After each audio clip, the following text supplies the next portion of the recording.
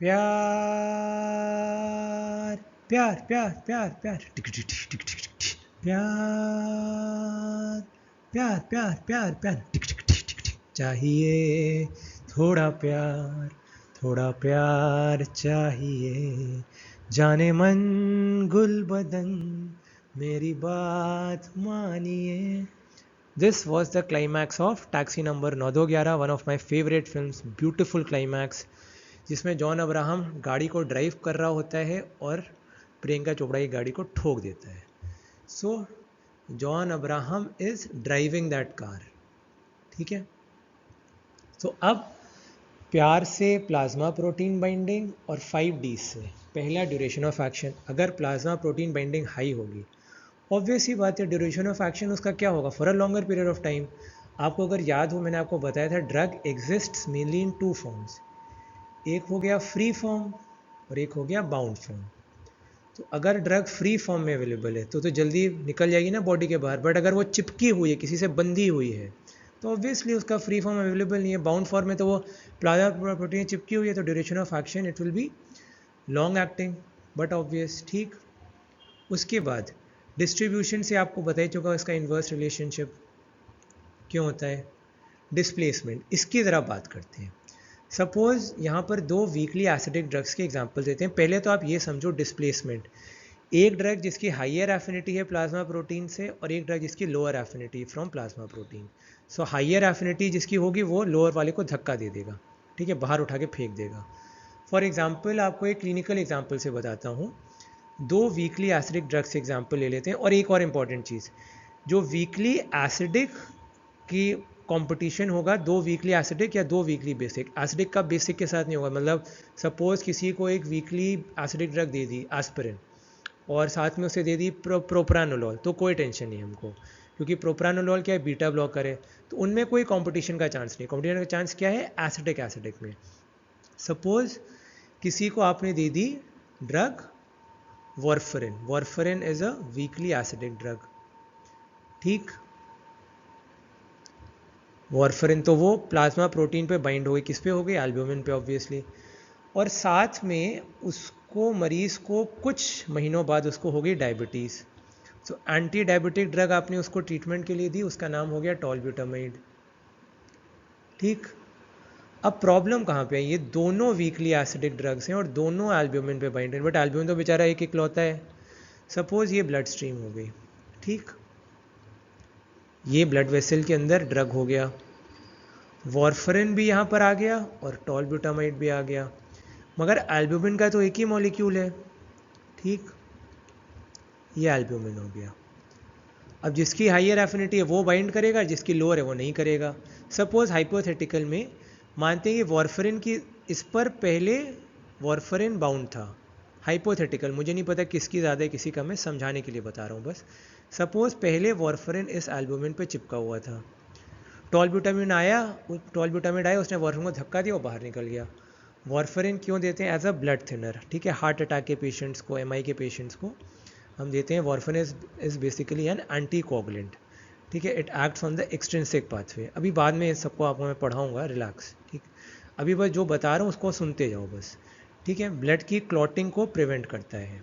तो अब क्या हुआ, टॉलब्यूटामाइड दे दी उसको डायबिटीज़ के लिए हमने, दिस इज़ अ सल्फोनिलूरिया, तो उसका शुगर तो कम हो गया, बट वॉर्फरिन की तो टॉक्सिसिटी हो गई ना, अब उसका ब्लड में लेवल बढ़ गया वॉर्फरिन का, तो वॉर्फरिन की टॉक्सिसिटी, उसके एडवर्स इफेक्ट्स होंगे, तो इसीलिए हमको उसकी डोज एडजस्टमेंट करनी होती है।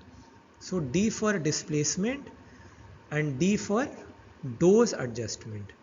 अगर आप दो, ये इसका क्लिनिकल रिलेवेंस है, इसीलिए मैं आपको बता रहा हूँ ताकि आप इसको समझ लो कि आप अपने किसी मरीज़ को अगर दो वीकली एसिडिक या दो वीकली बेसिक ड्रग्स दे रहे हो क्लिनिकल प्रैक्टिस में, तो it's time to get a rethink, या तो किसी की डोज कम करो, ज़्यादा करो, depending on the plasma protein binding.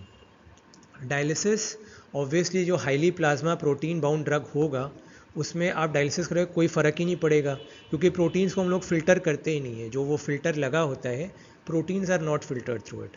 So albumin और अल्फा 1 एसिड ग्लाइकोप्रोटीन से जो मॉलिक्यूल्स चिपके रहेंगे वो चिपके रहेंगे, सो डायलिसिस में वो निकलने वाले नहीं है। So dialysis is an absolute failure अगर प्लाज्मा प्रोटीन बाइंडिंग बहुत ज़्यादा है। एक और इम्पॉर्टेंट पॉइंट यहीं पर ही बता देता हूँ, वॉल्यूम ऑफ डिस्ट्रीब्यूशन में भूल गया था बताना। अगर किसी ड्रग का बहुत वॉल्यूम डिस्ट्रीब्यूशन हाई होगा तो वो टिश्यूज़ में भरी रहेगी, ब्लड में रहेगी नहीं।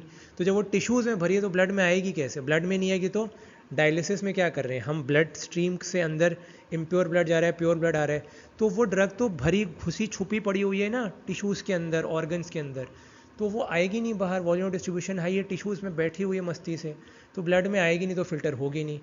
So dialysis is ineffective in two conditions, high plasma protein binding या हाई वॉल्यूम ऑफ डिस्ट्रीब्यूशन। अच्छा, किस में इफेक्टिव होती है? आप याद रख सकते हो MLA, member of the legislative assembly. ये कई बार क्वेश्चन पूछा जाता है किस किस में इफेक्टिव होती है। एम से हो गया मीथेनॉल। मीथेनॉल की अगर पॉइजनिंग हुई तो उसमें यू कैन डू डायलिसिस। उसके बाद एक ड्रग जो ड्रग ऑफ चॉइस है in the treatment of bipolar disorder, that is lithium. Lithium की पॉइजनिंग हो गई, मीथेनॉल की पॉइजनिंग हो गई, सो उसमें डायलिसिस इफेक्टिव होती है। So dialysis is effective in MLA. और लास्ट हो गई एस्पिरिन। एस्पिरिन को भी आप डायलिसिस से निकाल सकते हो, ठीक, ये हो गया। अब आप डायलिसिस को अवॉइड कब कब करोगे ये याद रखना बहुत ज़रूरी है, ठीक। तो ये आप लोगों को कॉन्सेप्ट क्लियर हो ही गया है। So I just tell you the conditions in which you need to avoid dialysis. Avoid यार, उसमें याद है ये हम तुम में डायलॉग था ना सैफ अली खान का, अवॉइड यार, अवॉइड डायलिसिस।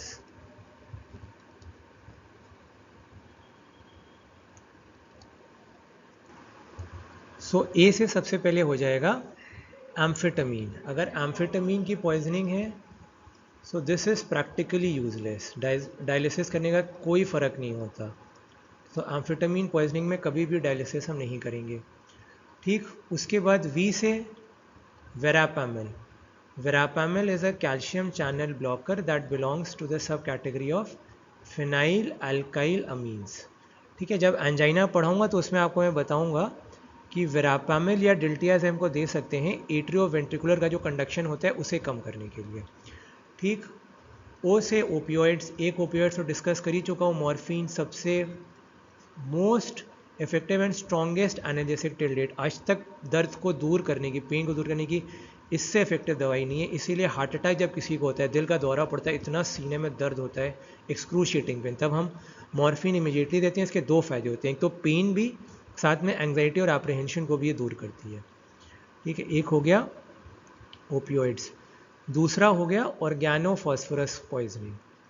ये मैं आपको बताऊंगा। ऑर्गेनोफॉस्फोरस पॉइजनिंग में जो ड्रग ऑफ चॉइस है दैट इज़ एट्रोपिन, ठीक है। Atropine is a drug of choice in organophosphorus poisoning. अगर रीसेंट है तो उसमें प्रेलिडॉक्साइन भी दे सकते हैं, ठीक है। इसमें इसका कोई यूज़ नहीं है। फिर एक ट्राईसाइक्लिक एंटी डिप्रेसेंट है जिसका नाम है imipramine. Imipramine which is a tricyclic antidepressant, उसमें भी हम नहीं देंगे, ठीक। उसके बाद इमिप्रमीन के बारे में बाद में बात करूंगा। उसके बाद हम किस में नहीं देंगे? डिजॉक्सिन में।